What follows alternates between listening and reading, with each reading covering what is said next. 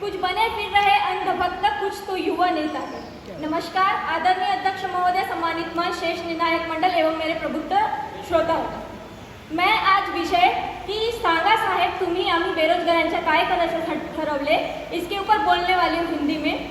तो सबसे पहले मेरा तथ्य यह है कि रोजगार नहीं तो मतदान नहीं। चुनाव से पहले जो पार्टी सरकार में जीत के आती है वो हमसे दावा करती है कि वो हमको रोजगार देंगी, लेकिन चुनाव जीत जाने के बाद में वो अपना यह जो दावा रहता है वो भूल जाती है और रोजगार की बातें नहीं करती है। मुझे किसी भी पार्टी से कोई मतलब नहीं है, लेकिन मुझे मेरे देश के प्रधानमंत्री मोदी जी से मतलब है। ये छात्र ने आपको बनाया है, ये छात्र ने आपको जिताया है और केवल आपको आपकी मन की बातें करने के लिए प्रधानमंत्री नहीं बनाया है। तो मोदी जी मन की बात करना छोड़िए और रोजगार के बारे में सोचिए। मैं आप लोगों को वो बात याद दिलाना चाहती हूँ कि हमारे प्रधानमंत्री मोदी जी ने हमसे ये वादा किया था कि प्रत्येक वर्ष 1 करोड़ रोजगार पैदा करेंगे, लेकिन स्थिति यह है कि प्रत्येक वर्ष 1 लाख रोजगार भी पैदा नहीं किया गया। गीता में यह उपदेश लिखा गया है कि कर्म करो और फल की इच्छा मत रखो। ये लिखना बाकी रह गया था कि फॉर्म भरो और नौकरी की इच्छा मत रखो, क्योंकि आज हम फॉर्म भरे हमको सालों हो जाते हैं लेकिन हमारी नौकरी नहीं लगती। हम बेरोजगार के बेरोजगारी है। सरकार आती रहती है, सरकार जाती रहती है, बस रह जाती है तो ये बेरोजगारी। और ये एक ऐसी महामारी बन गई है कि जिसका इलाज ना तो सरकार के पास है ना ही सिस्टम के पास है। दूसरा तथ्य मैं देना चाहूंगी कि आज की जो युवा है वो बेरोजगारी की महामारी से मर रही है। दूसरा, मोदी जी ने हमसे दावा किया था कि हम भारत को डिजिटल बनाएंगे, डिजिटल इंडिया का निर्माण करेंगे और उसके लिए उन्होंने मेक इन इंडिया के तहत ये योजना जो है वो शुरू किया था।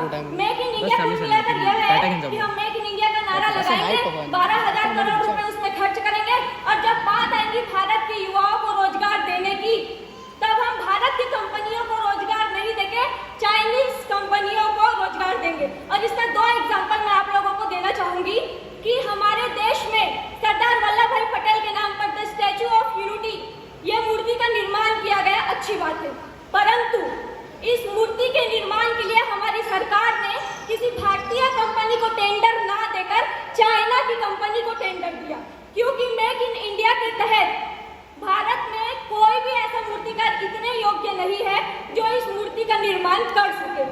दूसरा, नागपुर में मेट्रो की शुरुआत की गई। उस मेट्रो को बनाने के लिए भी हमारी सरकार ने भारत के किसी कंपनी को टेंडर ना देकर चाइनीज कंपनी को टेंडर दिया।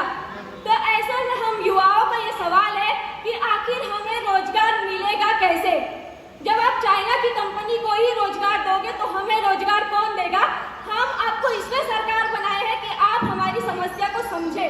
आपका काम ये नहीं है कि आप फैंसी ड्रेस पहनो, अलग अलग देश में जाओ, अलग अलग राज्य में जाओ और फैंसी ड्रेस पहनकर अपनी भाषणबाजी करो।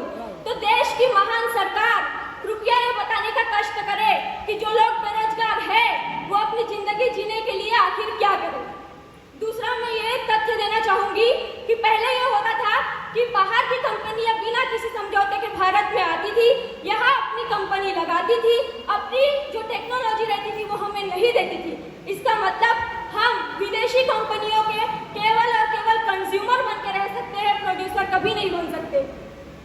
ठीक उसी प्रकार पहले ऐसा होता था कि जो बाहर की कंपनियां हैं वो यहाँ आती थी, यहाँ के किसानों से कपास खरीद कर ले जाती थी, वहाँ कपड़ा बनाती थी और वापस यहाँ लाकर बेचती थी। नतीजा यह था कि सोने की चिड़िया कहा जाने वाला हिंदुस्तान का सोने का अंडा अंग्रेजों के हाथ में हुआ करता था और नतीजा यह था कि भारत एक अमीर देश होते हुए भी भारत की जनता गरीब थी।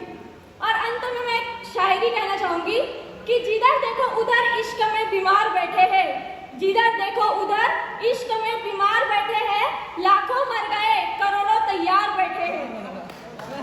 बर्बाद होते हैं सरकारी नौकरी पाने के चक्कर में, बर्बाद होते हैं सरकारी नौकरी पाने के चक्कर में और कहते हैं भैया हम तो बेरोजगार बैठे हैं। अगर सरकारी नौकरी पाना ही रोजगार है तो टाटा और अंबानी जी भी बेरोजगार हैं। उसके साथ ही इतना कहकर मैं अपने शब्दों को विराम देती